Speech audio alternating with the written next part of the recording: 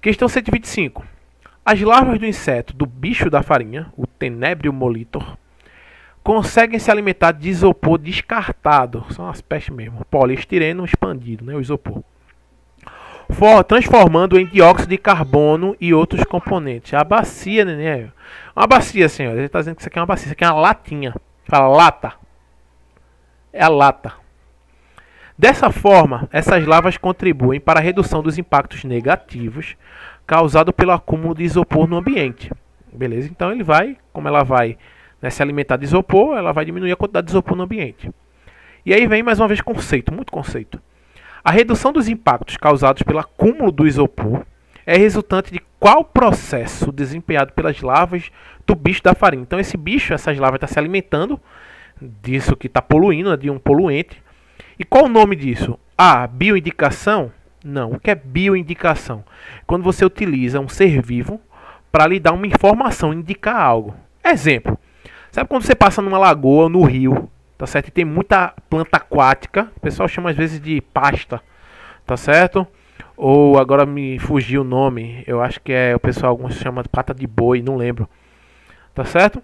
Mas sabe aquela vegetação que você nem consegue ver a água, tá certo? Você só vê aquelas plantinhas aquáticas que a raiz fica, né, ali na coluna d'água e a folha fica para fora, boiando. Não é uma Vitória régia não, tá?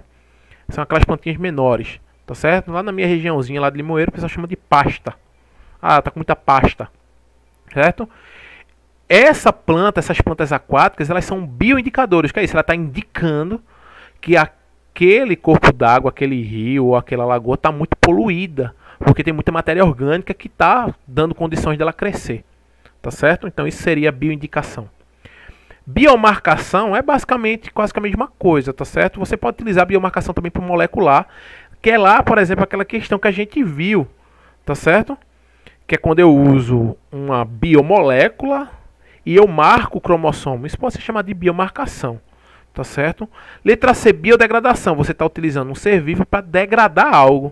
É bem óbvio que é isso. Você está utilizando a larva para degradar o isopor, porque ela come o isopor, tá certo? Isso é biodegradação.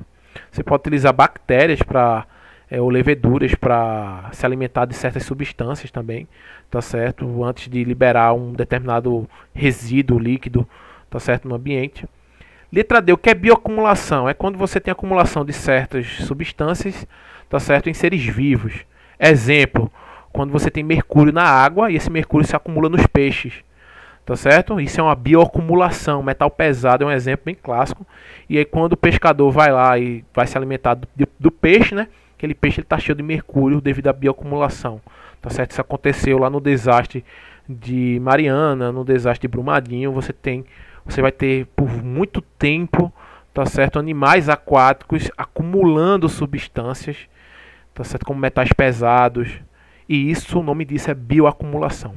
E o biomonitoramento é parte de uma bioindicação também. É utilizar animais para monitorar um fragmento de mata, por exemplo.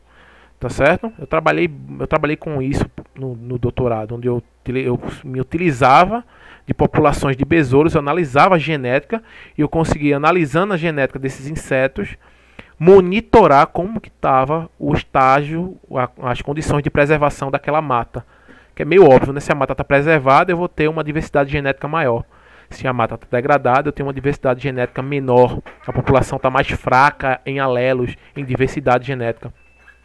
E aí eu estou monitorando aquela região, aquela floresta, aquela mata, beleza? Isso seria um biomonitoramento. Assim como os vagalumes. Percebeu que os vagalumes eles sumiram? Você na sua infância, ou por exemplo na minha, eu via muito vagalume. Eles indicam que o ambiente está bem preservado. E hoje em dia eles praticamente desapareceram. Tá certo? Então veja que ao mesmo tempo é uma indicação, como também um biomonitoramento. Beleza?